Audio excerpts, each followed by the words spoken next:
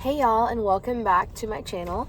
If you are new here, my name is Emily. We make recovery videos for severe anxiety, agoraphobia, panic disorder, DPDR, and all that super fun stuff. So if you are struggling with that, definitely subscribe.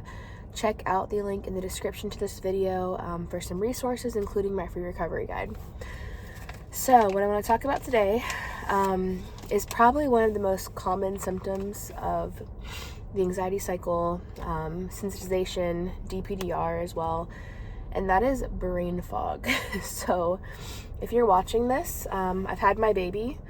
I am supposed to have it tomorrow, so that's why I'm so swollen and congested and everything else. So bear with me. If you've watched my last couple videos, I've said the same thing, so I'm sitting here trying to knock some out at once, but woo, ready to have this baby. Okay, so first let's talk about what brain fog is. If you look at anxietycenter.com, you can see kind of some like definitions, and I'll read it for you. Basically, brain fog caused by hypersensitization, which is what I would say if you're watching this channel, this is what you deal with. This is the chronic symptoms. This is not just anxiety due to a trigger, then it goes down. This is the chronic 24/7 stuff. Panic disorder, anxiety disorder, all that kind of stuff. So, due to hypersensitization, the body can suppress the rationalization areas in the brain, so the cortex, and it can increase action in the fear centers, the amygdala, and basically this combination is going to reduce the ability to logically rationalize and process information, and at the same time, it increases fear, danger, apprehension, doom, and gloom. So what a combo. And I want to talk about a little more about that kind of definition-wise, and then go into my list of symptoms that I can think of. And I'm sure I missed some, but these are the main ones that came to mind. And then what do you do about it, right? The most important part. So yeah, as far as the definition goes, if you think about it, right, I would strongly link brain fog to the feelings of DPDR, or depersonalization and derealization for me, which at the end of the day, it's all the same thing. It's all your body getting stuck in this hypersensitive mode. It got too stressed out, it crashed, now it's stuck in a cycle, right? And that cycle is fueled by adding fear, focusing, trying to fix it, trying to change it, thinking, doctors, you know, all that kind of stuff, obviously once you've been checked out. But you know, your body gets stuck in this fight or flight mode, and one of the things that it can do, obviously there's panic, right, which is obvious, it's adrenaline, but for me, which was less obvious, was this DPDR brain fog feeling. And I understood panic, but I didn't understand how the body could be so numbed out and drugged, it felt like. And basically, you know, if you think about yourself getting eaten by a lion, your body's going to try to numb you out so you don't feel it as much. And this is the concept of derealization, brain fog, all that kind of stuff. So it's still on the anxiety spectrum. It's just like the opposite end of panic, but it's all one and the same. Okay, now my symptoms. In no particular order, I'm just going to list a few of them, right? Also, I'd suggest watching my DPDR playlist, because that has like way more content about DPDR specifically, and honestly I filmed that when I was even closer to having experienced it, so there's probably things that I'm missing here. So watch that after this. But anyway, it felt like my memory / cognition was damaged.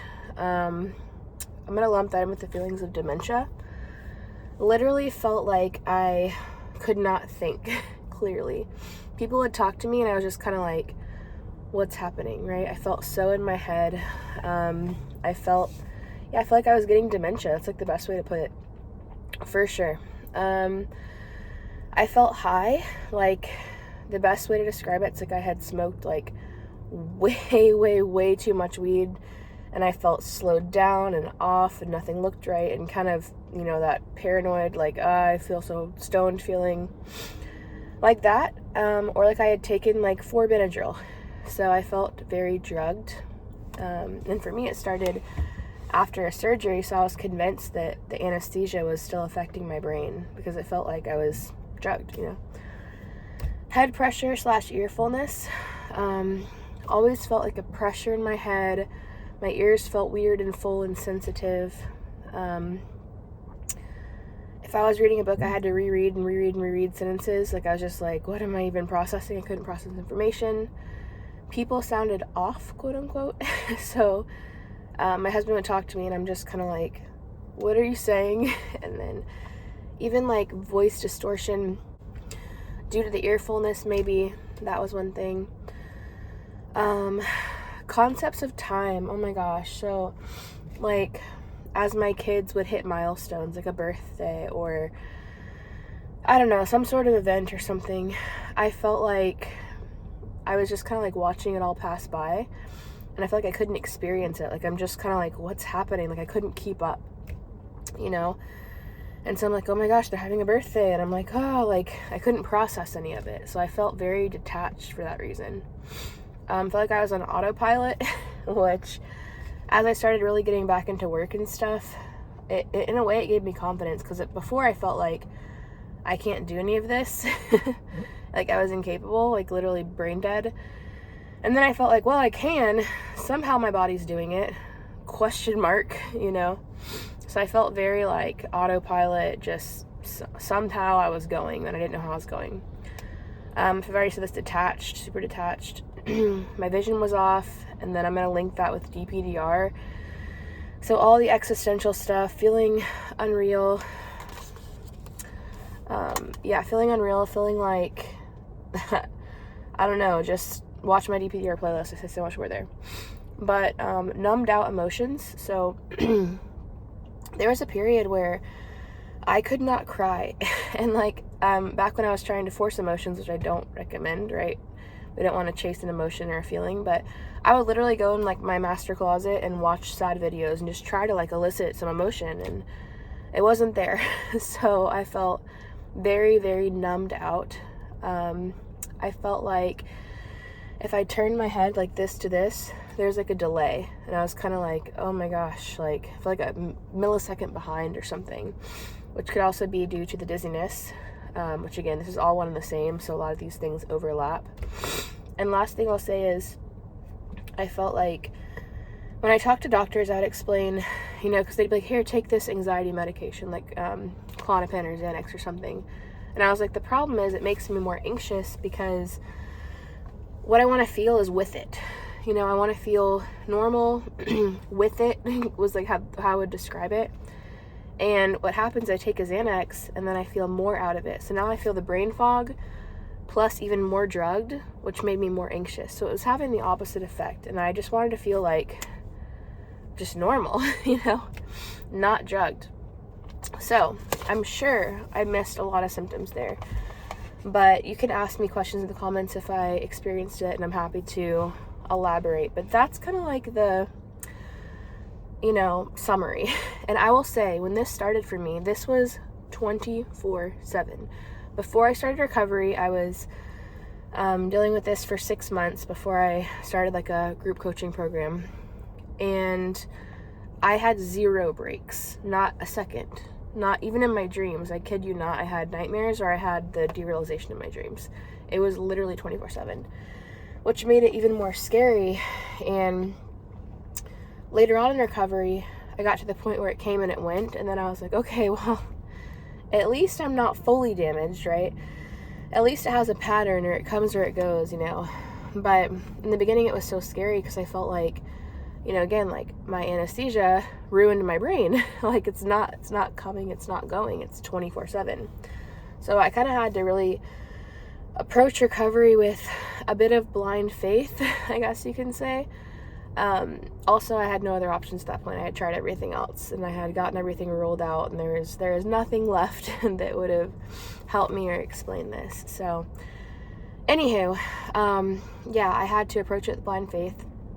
And then over time, now we're getting into the what do you do to recover standpoint.